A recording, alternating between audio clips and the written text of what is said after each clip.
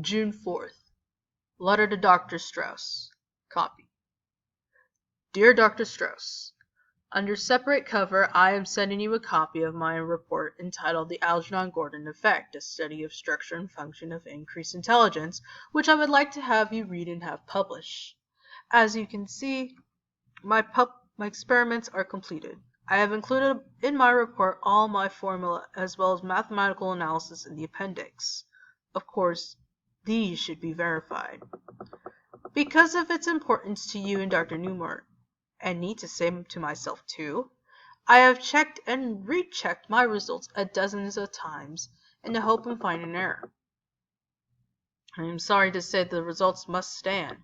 Yet, for the sake of science, I am grateful for the little bit that I here add to the knowledge of the function of the human mind and the laws governing the artificial increase of human intelligence.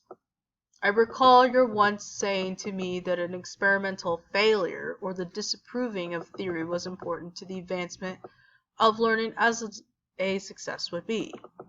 I now know that this is true. I am sorry, however, that my own contribution to the field must rest upon the ashes of the work of the two men I regard so highly. Yours truly, Charlie Gordon. June 5th. I must not become emotional. The facts and the results of my experiments are clear, and the more sensational aspects of my own rapid climb cannot obscure the fact that the tripling of intelligence of the surgical technique developed by Dr. Strauss and Newmore must be viewed as having little or no practical ability at the present time to the increase of human intelligence. As I review the records and data on Algernon, I see that although he is still in his physical infancy, he has regressed mentality. Motor activity is impaired. There is a general reduction of glandular activity. There is an accelerated loss of coordination. There is also strong indications of progressive amnesia. As will be seen in my report, these and other physical and mental deterioration syndromes can be presented with satisfactorily significant results by the application of my formula. The surgical stimulus to which we were both subjugated has resulted in intensification and acceleration of all mental processes. The F-form-seam development, in which I have taken the liberty of calling the Algernon-Gordon effect, is the logical extension of the entire intelligence speed up. The hypothesis here proven may be described simply in the following terms. Artificially increased intelligence deteriorates at a rate of time directly proportional to the quantity of the increase. I feel like this, in itself, is an important discovery. As long as I am able to write, I will continue to record my thoughts in these progress reports. It is one of my few pleasures. However, by all indications, my own mental deterioration will be very rapid. I have already begun to notice of the emotional instability and forgetfulness, the first symptoms of the burnout. June 10th. Deterioration progressing. I've become absent-minded. Algernon died 2 days ago. The section shows my predictions were right. His brain had decreased in weight, and there was a general smoothing out of his cerebral convulsions, as well as deepening and broadening of the brain fissures. I guess the same thing is or will soon be happening to me. Now that is definite. I don't want it to happen. I put Algernon's body in a cheese box and buried him in the backyard. I cried. June 15th. Dr. Strauss came to see me again. I wouldn't open the door, and I told him to go away.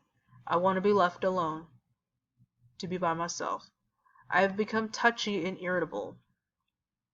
I feel the darkness closing in. It's hard to throw out thoughts of suicide. I keep telling myself how important this introspective journal will be. It's a strange sensation to pick up a book that you have read and enjoyed a few months ago and discover that you don't remember it. I remember how great I thought John Milton was, but when I picked up Paradise Lost, I couldn't understand it at all. I got so angry, I threw the book across the room. I got to try to hold on some of it. Some of the things I've learned. Oh God, please don't take it all away. June 19th. Sometimes at night, I go out for a walk. Last night I couldn't remember where I lived. A policeman took me home. I had the strangest feeling that this has all happened to me before, a long time ago. I keep telling myself I'm the only person in the world who can describe what's happening to me. June 21st. Why can't I remember? I've got to fight. I lie in bed for days and I don't know who or where I am. It all comes back to me in a flash. Fugue of amnesia. Symptoms and sensibility. Second childhood. I can watch them come on. It's so cruel to logical. I've learned so much and so fast. Now my mind is deteriorating rapidly. I won't let that happen. I'll fight it. I can't help thinking the boy in the restaurant, the blank expression, the silly smile, the people laughing at him. No, please, not that again. June 22nd. I'm forgetting things that I've learned recently. It seems to be following the classic pattern. The last things learned are the first things to be forgotten. Or is that the pattern? I better look it up again. I reread my paper on Algernon Gordon effect and I get the strange feeling it was written by somebody else. There are parts I don't even understand. Motor activity impaired. I keep tripping over things and it becomes increasingly difficult to type. June 23rd. I have given up the typewriter completely. My coordination is bad. I feel like I'm moving slower and slower. Had a terrible shock today. I picked up a copy of an article I used in my research. Kruger's Uber Psychic Gonset to see if it would help me understand what I've done. First I thought there was something wrong with my eyes. Then I realized I could no longer read German. I tested myself in other languages. All gone. June 30th. A week since I dared to write again. It's slipping away like my sand through my fingers. Most of the books I've had are too hard for me now. I get angry with them because I know that I read and understood them just a few weeks ago. I keep telling myself that I must keep writing these reports so that somebody will know what is happening to me. But it gets harder to form the words and remember spellings. I have to even look up simple words in the dictionary now, and it makes me impatient with myself. Dr. Strauss comes almost every day, but I told him I wouldn't see or speak to anybody. He feels guilty. They all do. But I don't blame anyone. I knew what might happen. But how it hurts. July 7th. I don't know where the week went. Today's Sunday, I know, because I can see through my window people going to church. I think I stayed in bed all week, but I remember Mrs. Flynn bringing me food to me a few times. I keep saying over and over I got to do something, but then I forget, or maybe it's just easier not to do what I say I'm going to do. I think of my mother and my father a lot these days. I found a picture of them with me taken at a beach. My father has a big ball under his arm and my mother is holding me by the hand. I don't remember them the way they are in the picture. All I remember is my father drunk most of the time and arguing with Mom about money. He never shaved much and he used to scratch my face when he hugged me. My mother said he died, but Cousin Milty said that he heard his Mom and Dad say that my father ran away with another woman. When I asked my mother, she slapped my face and said my father was dead. I don't think I'll ever found out, which was true, but I don't care much. He said he was going to take me to see cows on a farm once, but he never did. He never kept his promises. July 10th. My landlady, Mrs. Flynn, is very worried about me. She says the way I lay around all day and don't do anything, I remind her of her son before she threw him out of the house. She said she doesn't like loafers. If I'm sick, it's one thing, but if I'm a loafer, that's another thing, and she won't have it. I told her I think I'm sick. I try to read a little bit every day, mostly stories, but sometimes I have to read the same thing over and over again because I don't know what it means. And it's hard to write. I know I should look up all the words in the dictionary, but it's so hard and I'm so tired all the time.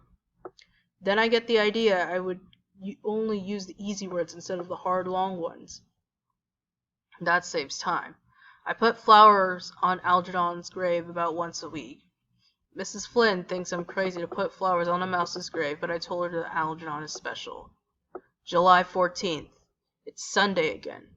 I don't have anything to do to keep me busy now because my television set is broken, and I don't have any money to get it fixed. I think I lost this month's check from the lab. I don't remember.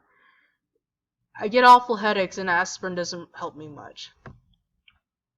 Mrs. Flynn knows I'm really sick, and she feels very sorry for me. She's a wonderful woman whenever someone is sick. July 22nd. Mrs. Flynn called a strange doctor to see me. She was afraid I was going to die. I told the doctor I wasn't too sick, that I only forget sometimes. He asked me if I did have any friends or relatives, and I said no, I don't have any.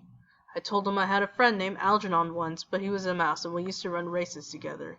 He looked at me kind of funny, like he thought I was crazy. He smiled when I told him I used to be a genius. He talked to me like I was a baby and he winked at Mrs. Flynn. I got mad and chased him out because he was making fun of me, the way they all used to.